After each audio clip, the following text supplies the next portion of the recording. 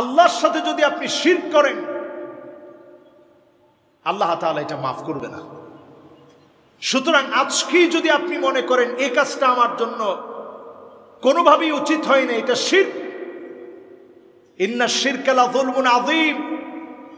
সব অন্যায়গুলা মানুষ গোপনে গোপনে করে, সব অন্যায়গুলা মানুষ গোপনে গোপনে করে। জিনা মানুষ গোপনে গোপনে করে, মদ মানুষ গোপনে গোপনে খায়, মানুষকে মানুষ হত্যা করে তাও মানুষ গোপনে গোপনে করে, ঘুষ খায়, সুদ দেয়, সব মানুষ গোপনে গোপনে করে। কিন্তু একটা অন্যায় মানুষ প্রকাশ্যে করে, ওই অন্যায়টার নাম শিরক। এজন্য আল্লাহ বলেছেন ইন্না শিরকা লা যুলমুন আযীম, ইন্নাল্লাহা লা ইয়াগফিরু আন ইউশরাকা বিহি ওয়া ইয়াগফিরু মা দুনা যালিকা লিমান ইয়াশা।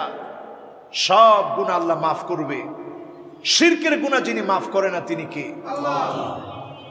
কাজে পরিপূর্ণ শিরক থেকে ফিরে আছেন, পরিপূর্ণ শিরক থেকে ফিরে এসে আল্লাহর কাছে ক্ষমা চান, যিনি মাফ করে দিবেন তিনি কে? আল্লাহ।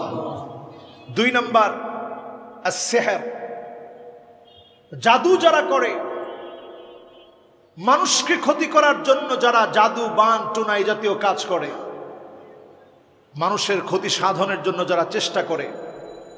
লাবিদ বিন আসাম নবীজিকে পর্যন্ত জাদু করল, যে বান মারার কারণে নবীজি সাল্লাল্লাহু আলাইহি ওয়াসাল্লাম 6 মাস শারীরিকভাবে অসুস্থ ছিলেন। লাবিদ বিন আসামের এই জাদুর প্রভাবে রাসূলুল্লাহ সাল্লাল্লাহু আলাইহি ওয়াসাল্লাম স্ত্রীদের কাছে যেতে পারতেন না, কিন্তু আল্লাহ রাব্বুল আলামিন রাসূলের ব্রেনটাকে সক্রিয় রেখেছিলেন। কারণ ওয়াহিটা আল্লাহ রাব্বুল আলামিন নাজিল করেন, এই কোরআনের হেফাজত যিনি নিয়েছেন তিনি কে? আল্লাহ। ব্রেনটা ঠিক ছিল, শারীরিকভাবে রাসূল দুর্বল হয়ে পড়লেন। এ জাতীয় জাদুর প্রভাব যারাই বিস্তার করবে, কুকুরের লেজ এটা দিয়ে জাদু করা, কবুতর দিয়ে জাদু করা, মাছের ভিতরে তাবিজ দিয়ে সেখানে জাদু করা, এই জাতীয় কাজ যারা করবে এদের উপর আল্লাহ লানত। এদেরকে যিনি মাফ করেন না তিনি কে? আল্লাহ। এরপরে 3 নম্বরে কাতলুন নফস, অন্যায় ভাবে মানুষ হত্যা করা। ফাজাযাউহু জাহান্নাম, যে ব্যক্তি অন্যায় ভাবে মানুষ হত্যা করবে তার জায়গা হচ্ছে, প্রতিদান হচ্ছে জাহান্নাম। এই বড় বড় অন্যায়ের সঙ্গে যারা লেগে থাকবে আল্লাহর কাছে মাফ চাইতে থাকেন, আল্লাহ চাইলে আপনি আল্লাহর কাছ থেকে ক্ষমা পাবেন। এরকম সহস্র অন্যায় আমরা করছি। এরপরে রাসূলুল্লাহ সাল্লাল্লাহু আলাইহি সাল্লামের হাদিস থেকে পাওয়া যায়, বড় বড় অন্যায়ের মধ্যে অন্যতম আরেকটা অন্যায় হচ্ছে কাযফুল মুহসানাত, সতী সাদী কোন নারীকে অপবাদ দেওয়া। 4 জন সাক্ষী যদি কেউ উপস্থিত করতে না পারে, একজন সতী সাদী নারীকে যদি অপবাদ দেয়, শরীয়তের মানদণ্ডে তার শাস্তি হচ্ছে 40টা বেত্রাঘাত করতে হবে। আমরা আমাদের সমাজে গীবত চর্চার নাম করে অনেক সময় সতী সাদী নারীদেরকে আমরা অপবাদ দিয়ে থাকি। এই কাজটা আকবারুল কাবায়ের, বড় কবিরা গুনার একটি। এরপর 5 নম্বরে আকলু মালিল ইয়াতীম, এতিমের সম্পদ যারা ভক্ষণ করবে। এটা আমরা কখনো কখনো দেখি, চাচা যারা আছে তারা অনেক সময় এতিমদেরকে ঠকায়, নিকটতম আত্মীয় স্বজন অনেক সময় এতিমদেরকে ঠকিয়ে দেয়। আকলু মালিল ইয়াতীম, এটা একটা বড় অন্যায়। এতিমের হক যদি আপনি বুঝিয়ে না দেন, ঠকিয়ে দেন, আপনার মাফ নাই। এক্ষেত্রে ক্ষমা চাওয়ার ক্ষেত্রে লক্ষ্য রাখতে হবে, যার হক আপনি নষ্ট করেছেন সে জীবিত থাকলে তার কাছে গিয়ে আপনি মাফ চান, এটার মধ্যে কোনো অসম্মান নেই। আমি একটু পরেই এই বিষয়ে হাদিস থেকে একটি ঘটনা আপনাদেরকে শোনাবো ইনশাআল্লাহ।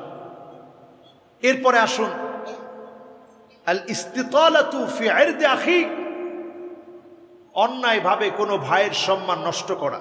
অন্যায়ভাবে যদি আপনি আপনার ভাইয়ের সম্মান নষ্ট করেন, একজন মুসলমানের নামে অন্যায়ভাবে কোনো একটা কিছু রটিয়ে দিলেন,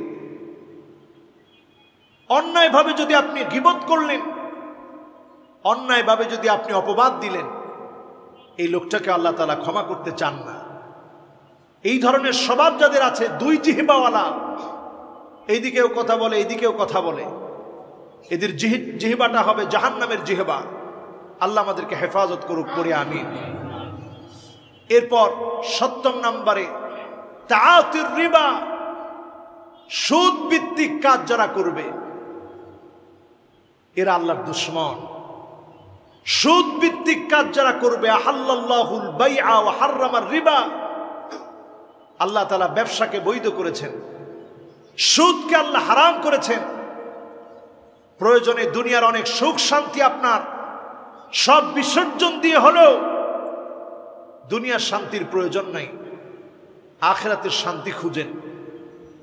আজকের ব্যবসায় দেখা যায় যে ব্যবসায়ীরা ব্যবসা করতে গিয়ে নানাভাবে সুদের কারবারে জড়িয়ে পড়ে। সমাজের ভিতরে যখন এমন অবস্থা তৈরি হবে, সুদের ছড়াছড়ি, তাআতির রিবা, বুঝবেন এই সমাজটা গুনায় ভরে গিয়েছে। এখন আমাদের সমাজের অবস্থা তো তাই। বাঁচার জন্যে কল্যাণ খুঁজুন দিনের পথে। আবু দারদা রাদিয়াল্লাহু তাআলা আনহু তিনি বলতেন, ঠিক আলী রাদিয়াল্লাহু তাআলা আনহুর বক্তব্যের সঙ্গে ওনার বক্তব্যটা পুরোপুরি মিলে যায়। ওনাকে হিব্রুল উম্মাহ বলা হতো। এই উম্মতের মধ্যে অন্যতম জ্ঞানী রাসূলুল্লাহ সাল্লাল্লাহু আলাইহি ওয়াসাল্লাম তাকে মনে করতেন। বলেন আল্লাহু আকবার। তিনি একই রকম শব্দ চয়নে বলেছেন, লাইসাল খায়রু আই ইয়াকসুরা মালুকা ওয়া ওয়ালাদুক, এটার নাম কল্যাণ নয় তোমার অনেক টাকা, অনেক সন্তান সন্ততি, বংশ পরম্পরা, পদমর্যাদা অনেক হয়েছে, এটার নাম কল্যাণ নয়। ওয়ালাকিন্নাল খায়রা আই ইয়াকসুরা ইলমুকা ওয়া ইয়াযুমা হিলমুক, এটার নাম হচ্ছে কল্যাণ। আল্লাহ যদি তোমাকে জ্ঞান দেয়, আল্লাহ যদি তোমাকে ধৈর্যের মতো, সবরের মতো যদি মহাসম্পদ দান করে, হিলমের মতো সম্পদ যদি আল্লাহ তোমাকে দান করে, এটার নাম কল্যাণ। ওয়া আন তুনাদিন নাস বিইবাদাতিল্লাহ, আর কল্যাণ হচ্ছে মানুষকে তুমি ইবাদতের দিকে ডাকো। তুমি নামাজে আসতেছো, আরেকজনকে নামাজের কথা বলো। তুমি হালাল ইনকামের মধ্যে নিজেকে জড়িয়ে রেখেছো, আরেকজনকে হালাল ইনকামের কথা বলো। যদি আহসানতা, তুমি তোমার কাজ যদি পুরাপুরি করতে পারো, হামিদতাল্লাহ, আল্লাহর প্রশংসা করো। ওয়া ইযা আসাতা, যদি তুমি ভুল করে ফেলো, ইস্তাগফারতাল্লাহ, আল্লাহর কাছে ক্ষমা চেয়ে নাও। যিনি তোমাকে ক্ষমা করে দিবে তিনি কে?